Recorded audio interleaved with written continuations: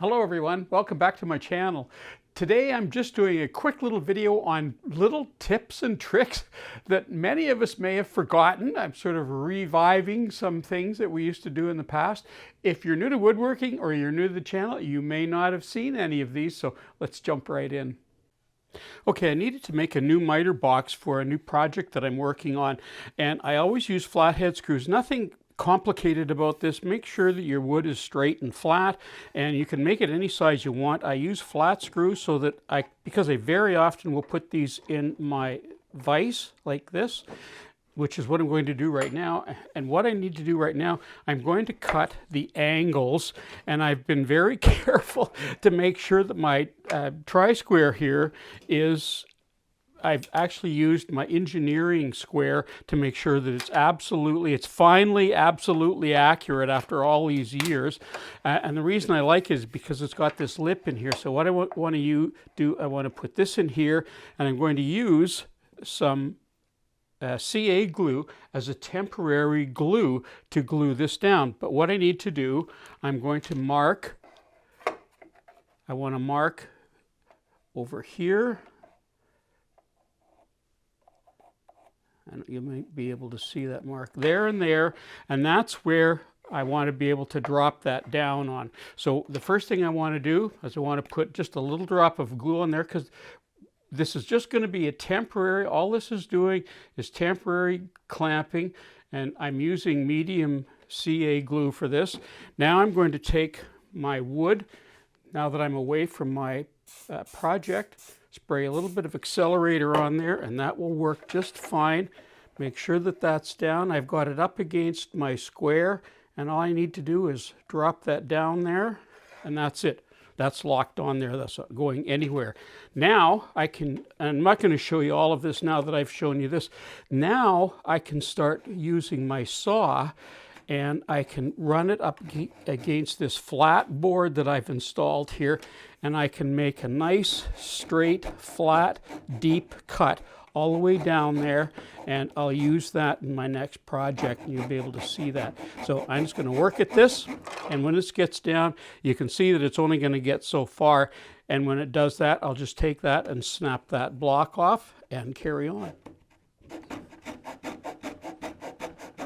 And now I'm going to take that temporary block off of there. And now I can just carry on and take that all the way down. And I've got a really good start. It's straight and flat, and it's at a perfect angle. Having clean blades is very important, and the reason for that is if you get a buildup, it builds up on what we call the cheeks. And if that happens, if it gets too thick like it is here, it can actually start affecting your cut, and you may even think your blade is dull. Now, a lot of people say you can use pail lids, and you know what? Not all pail lids are created equal. This one here, when I put it in, look at, there's almost, if you look at the side of it, there's almost no freeboard on this one. So when you fill it up with water, you have no working room on it. This other one has a little, you can see that it's quite a bit deeper in here. Different brand, I don't know what either one of these are. But you know what? Out of all of those, I prefer just a plain old plastic wash bin. They're inexpensive and they're nice and deep. I'm going to show you how we can clean these blades in 15 minutes, and all I'm using is some generic dish soap. I'm putting a little bit of hot water in. I'm going to put a little bit of just a few drops, a little bit more than a few drops. Just going to move that around so that it's a little, you can see it's a little bit bubbly, and put a tad bit more water. Now we're going to come back in 15 minutes, and I'm going to show you what's just a little bit of scrubbing with this brush. And this is, it's not a toothbrush, but it's very, very soft. It's stunning how even a brush like that, that's not very strong, can take off all of these impurities on here. This one is a tiny bit, you can see it's a tiny bit stiffer, and I even have a very fine wire brush for some of the tough spots, and we use this one very sparingly. Okay, so that's been almost 15 minutes now, and I'm not going to sit through and show you how it's going to clean. I'm just going to do a little bit, and honestly, it's just like magic. Look at that. That's just one tooth.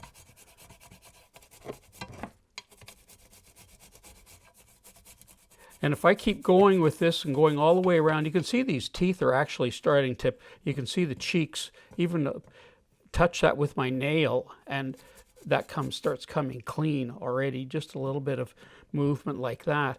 And that's where a little bit stiffer brush, you can get that off with a little bit stiffer brush. And for the odd one that's really on there, it doesn't take almost nothing with a little one of these very fine wire brushes, and you're not damaging the blade. And look at that. I'm just going to carry on and do that, and I'll show you what it looks like when it gets finished. But that's just, you can see the difference there. Huge difference. There we go. I think I was a little premature. I probably could have let it soak a little bit longer. And there was 2 or 3 teeth in here, or maybe more than that, that I had to just touch up with the wire brush in there, just to touch them up a bit. And you're never going to get it perfect, but you know what a difference that makes, because it's got all, I can see the cheeks all there, they're all shiny, all the faces are shiny, all the tops are shiny. You can see that just by looking at that, and that's exactly what you want. The next thing, of course, you need to dry it off very well, because this is steel and they will rust. But I wanted to take a moment, just look at the gunk that comes off. Now that was clean water. You saw me put that in there, and look at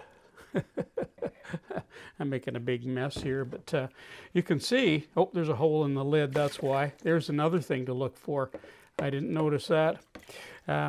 So anyway, you can see it's pretty simple cleaning your blades. Honestly, you don't need magic. A little bit of soap and water.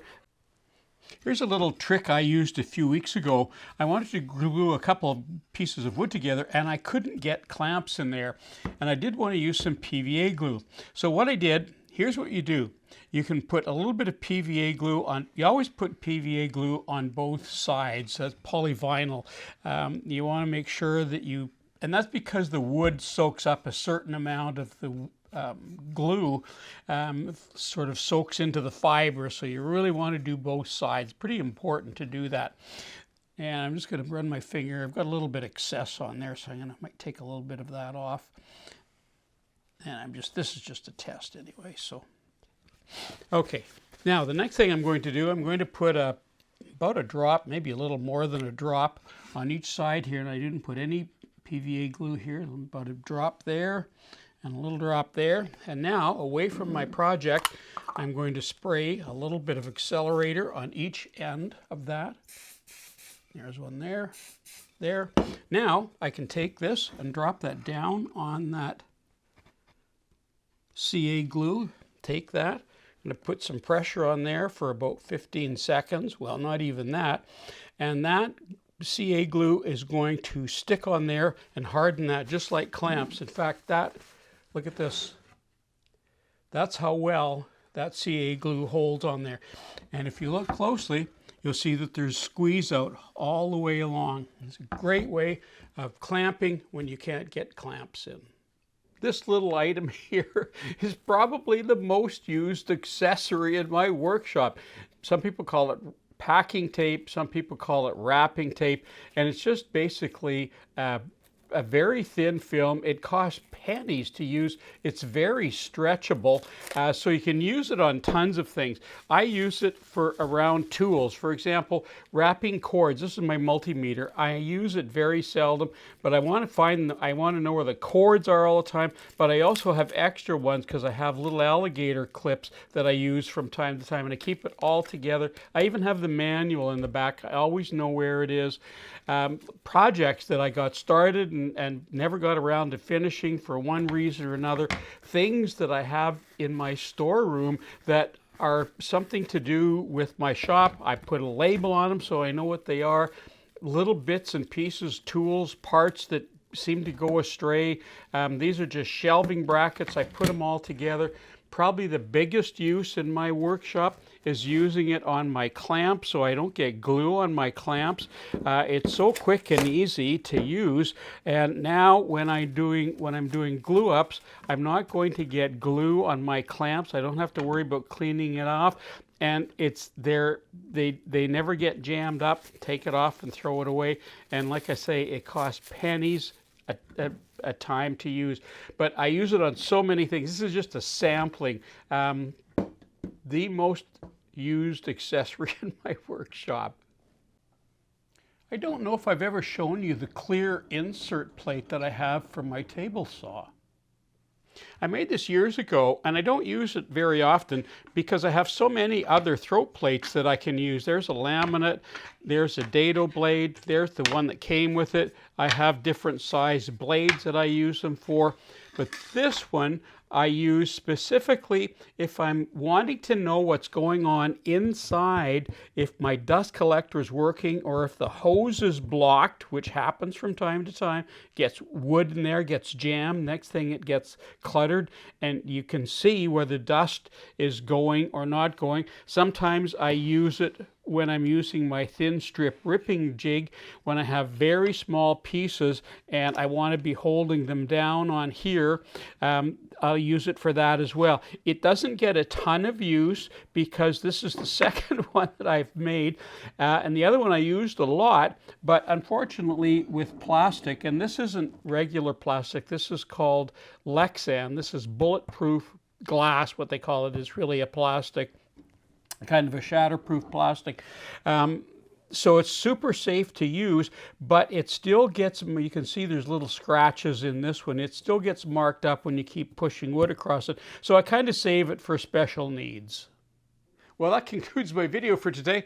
Just some ideas. These have been around for a long, long time, but if we don't get reminded about them, and if you're new to woodworking, they might be brand new to you, but lots of little ideas to help you make your workshop more pleasurable and give you some ideas to help stimulate your creativity. I'm Colin for Woodwork Web. Thanks for watching.